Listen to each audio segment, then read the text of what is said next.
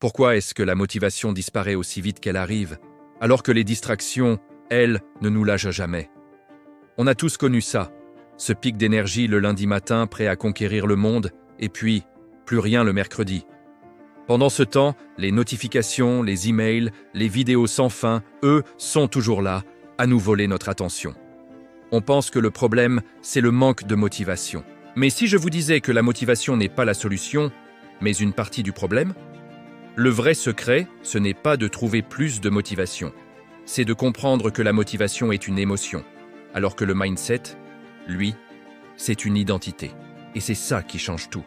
La motivation, c'est comme une drogue excitante. Elle nous donne un coup de fouet, une vision claire de nos objectifs. On se sent invincible.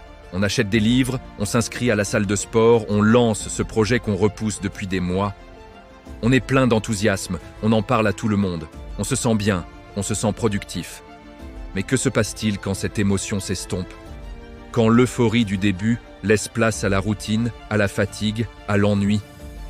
La motivation s'effondre. Et là, c'est la spirale infernale. On commence à procrastiner. On se dit « je le ferai demain, je ne suis pas d'humeur aujourd'hui ». Et petit à petit, sans même s'en rendre compte, on abandonne. Ce n'est pas un abandon spectaculaire, mais un abandon silencieux. Le livre reste sur l'étagère, l'abonnement à la salle de sport devient une dépense inutile et le grand projet prend la poussière dans un coin de notre esprit. Pourquoi ? Parce qu'on a bâti notre plan d'action sur une émotion instable. Personne ne peut être heureux, enthousiaste ou motivé 24 heures sur 24, 7 jours sur 7.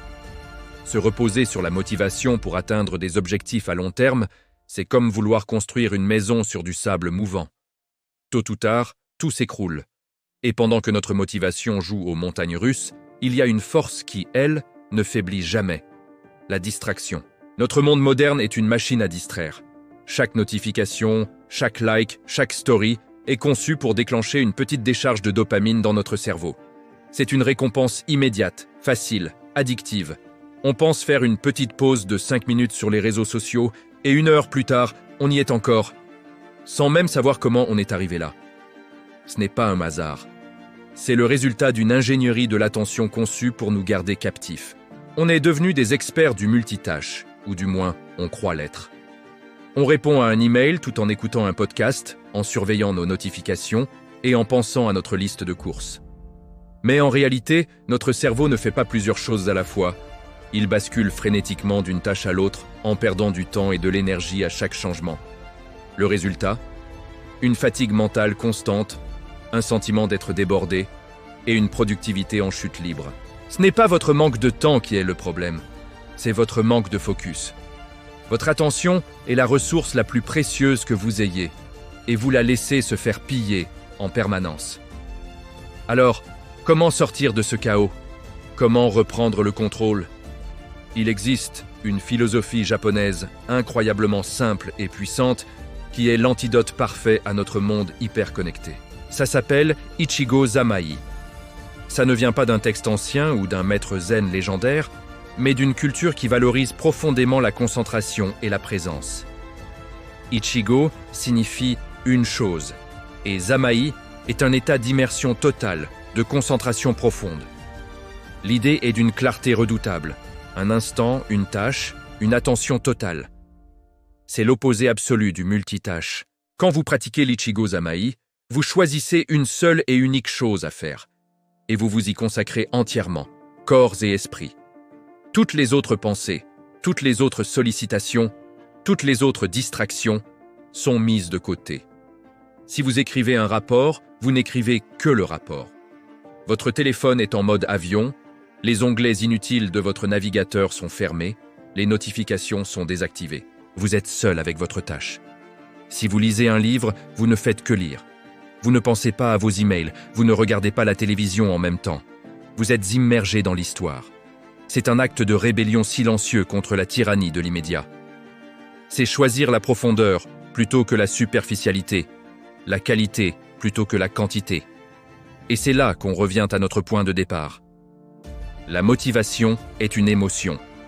Le mindset est une décision. Et l'Ichigo Zamaï est la pratique qui transforme cette décision en une identité. Vous voyez la différence ? La motivation vous dit « J'ai besoin de me sentir bien pour travailler ». Le mindset vous dit « J'ai décidé de travailler, peu importe comment je me sens ». La discipline, ce n'est pas de la motivation forcée. C'est une action silencieuse, répétée jour après jour, que vous soyez d'humeur ou non. C'est choisir de faire ce qui est important, pas seulement ce qui est urgent ou agréable. Tu n'as pas besoin d'être motivé pour être discipliné. La discipline, c'est se lever à la même heure chaque matin, même quand on veut rester au lit. C'est aller à la salle de sport, même quand il pleut et qu'on est fatigué. C'est s'asseoir pour travailler sur son projet, même quand l'inspiration n'est pas là. La motivation, c'est un sprint. Le mindset et la discipline, c'est un marathon. En intégrant l'Ichigo Zamaï, vous ne cherchez plus la motivation. Vous devenez la personne qui fait les choses. Votre identité change. Vous n'êtes plus quelqu'un qui essaie d'être concentré. Vous devenez quelqu'un de concentré. C'est un changement radical. Alors, comment appliquer concrètement l'Ichigo Zamaï dès aujourd'hui? C'est très simple. Première étape, la suppression radicale. Identifiez vos plus grandes sources de distraction et éliminez-les pendant vos périodes de travail.